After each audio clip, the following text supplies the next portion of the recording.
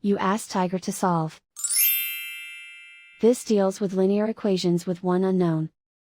The final result is c equals 6. Let's solve it step by step. Group all constants on the right side of the equation. Subtract 7 from both sides. Group like terms. Simplify the arithmetic.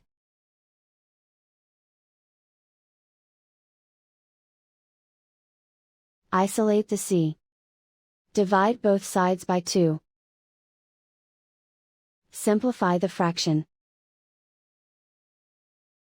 Find the greatest common factor of the numerator and denominator. Factor out and cancel the greatest common factor.